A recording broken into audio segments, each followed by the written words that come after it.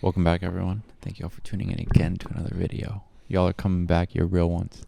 All right, please like, comment, subscribe, and everything. Jump over to other videos and jump over to our blog channel, which is always down in the description. All right, so today we're going to do a topic about the new U.S.-China trade deal, and I think this comes off the back of when Trump was threatening 100% tariffs on China. They met, and then I don't know if they confirmed anything, but they were talking about a deal. So let's see what this is. They shook hands. Yeah, exactly. All right. If you listen to Trump, you wouldn't know that China and America are superpower rivals locked in a furious trade war. Ahead of Thursday's much-anticipated meeting in South Korea, with a fragile trade truce teetering, Trump hailed Xi Jinping as a great leader of a great country. And after the meeting, having agreed to a one-year trade deal, told reporters that, quote, on a scale of 0 to 10, with 10 being the best, the meeting was a 12.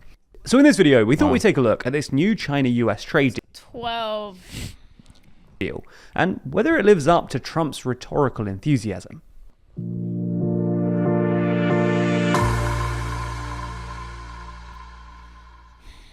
Never miss an episode and always feel in the loop by subscribing and ringing the bell.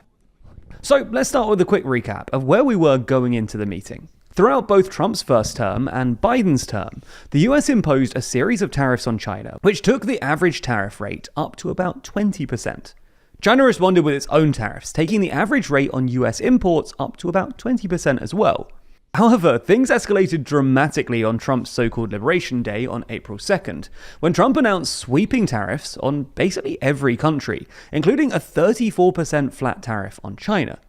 China retaliated by matching Trump's tariff rate, sparking a tit-for-tat trade war that climaxed with the US imposing a 145% tariff on China, and China imposing a 125% tariff. Well, I really do wonder, I'm sure they might mention, but I think we get more product from China than they get from us, I believe.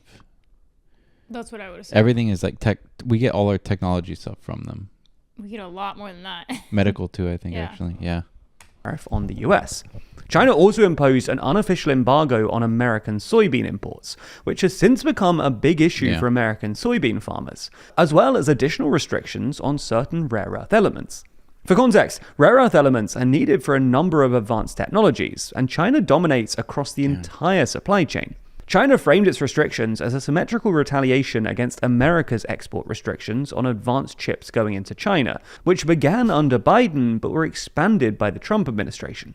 On May 12th, after negotiations in Geneva, the two sides agreed to a 90-day trade truce, with the US reducing its flat tariff rate to 30% and China reducing its flat tariff rate to 10%. According to analysis by the Peterson Institute for International Economics, when combined with pre-existing tariffs, these flat tariffs took America's average tariff on Chinese goods to about 58% and China's average tariff on US goods to 33%. After a series of bilateral discussions in London, Stockholm, and Madrid, China agreed to lift restrictions on rare earths. The US agreed to relax restrictions on chip exports, and both sides agreed to extend the so-called tariff truce. That was until earlier this month, when the trade war suddenly escalated once again. The proximate cause of this seems to have been a decision by the US Commerce Department to adopt what's become known as the 50% rule, which expands trade restrictions on certain sanctioned companies to smaller companies that are at least 50% owned by one or more of these sanctioned companies. Why? Because quite a lot of big Chinese companies are on these sanctions lists. I don't know. I don't see what the benefit is from doing all this, honestly. Like, the only thing I think of is like a power move, but that doesn't really last long. Yeah. And these big Chinese companies have stakes in lots of smaller Chinese companies. This new rule would have affected thousands of smaller Chinese companies that were never on the initial sanctions list. Beijing reacted by announcing a slew of new export restrictions that would essentially require foreign companies to ask for Beijing's approval to export. I would really hate to work at like a port during this tariff war. Yeah. Like every day, they're probably like going in with new information. Yeah.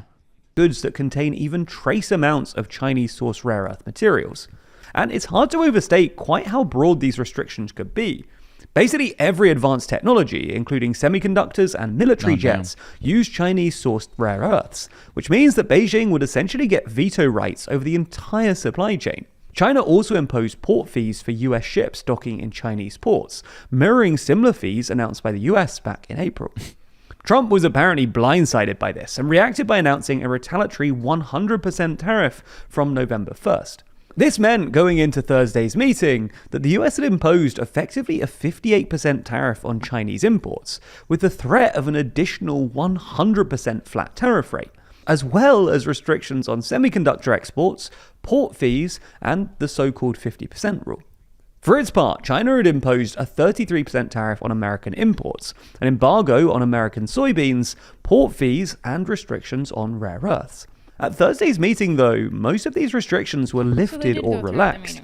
According to various reports, the US agreed to withdraw the so-called 50% rule, suspend port fees, and essentially reduce its tariff rate by 10%, taking the average rate down to about 48%. Trump also said that the two sides talked about relaxing semiconductor restrictions, but nothing concrete was agreed, and Trump implied that the relaxation wouldn't cover the most advanced chips. For its part, China agreed to withdraw its rare earth restrictions, suspend port fees, and resume buying American soybeans. Trump also posted on Truth Social. The thing is, I just feel bad for like the people who their livelihoods depend on these specific things, like imports and exports of these things, and it's just so like, you know, wishy-washy. Like you don't know what's going to happen the next day on it. Yeah. That China had agreed to buy, quote, American energy, although we didn't really get any details. They removed the embargo, but like, did I miss the part where the tariffs were reduced? Back? A little bit. He said they got reduced down to like 48% because of those things, but it's still. That's crazy. Still. Yeah. To what this means.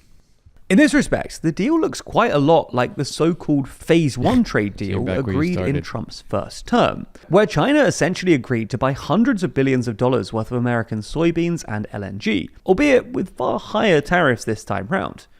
China didn't actually follow through on its Phase 1 commitments, but Trump might have more luck enforcing the deal this time round, because it apparently has to be renewed annually.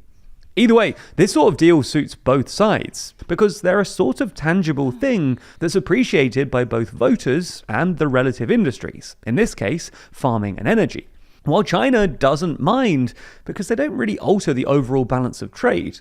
The US will continue to run massive trade deficits, while China will continue to run massive trade surpluses, allowing China to maintain its industrial dominance.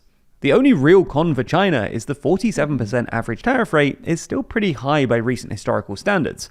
Although it's worth noting that Chinese exports to the US have held up all right, and China's overall exports have continued to grow because China's been able to which is not shocking at all. Yeah, I feel like America thought they were doing something, or at least his administration. It's like they're gonna adapt. You know, they didn't get to where they are by. I think they've been doing that for a while, like branching out to other countries. Right, but then but I'm not saying this is the case. I'm not versed well in this world, but other countries might be supporting China more because of seeing how petty. You know what I'm saying? Yes, I do. Almost to be like, yeah, fuck that guy over there in power, and let's work with them. Could be. Yeah. I don't know. Redirect these exports to other regions. Interestingly, Trump has also said that while Taiwan didn't come up, he and Xi talked about Ukraine for a long time, and quote, we're both going to work together to see if we can get something. This could be good news for Ukraine. China is now Russia's largest trading partner, and therefore one of the few countries with serious leverage over the Kremlin. As a final thing, while this deal does leave China worse off than the status quo, after all, a 47% tariff is still pretty massive, it's worth noting quite how scaled down Trump's China ambitions have become. At the start of his term, there was speculation about some sort of grand reordering of the global trading order, or at least some sort of challenge to more structural economic issues, like China's currency manipulation. This obviously hasn't happened, and Trump has instead focused on more trivial issues, like soybeans and port fees. Ugh. All right. Brother. To quote The Onion, China agrees to purchase 11 U.S. soybeans. What? It's The Onion. Anyway, well, nothing shocking there. Yeah, it's true. It's one of the comments. Just want to point out nothing has been signed. Yeah. I don't know. Who knows by the time this is This just seems pointless. And just like like why are we doing it? Trump, guys. What a guy. Anyway, leave your comments below, and also if wherever you guys are from, if you've noticed more import export with China from your guys' countries too over the past however long. But leave your opinions in the comments and like, comment, subscribe, jump over to the vlog channel. Thanks for watching. Bye.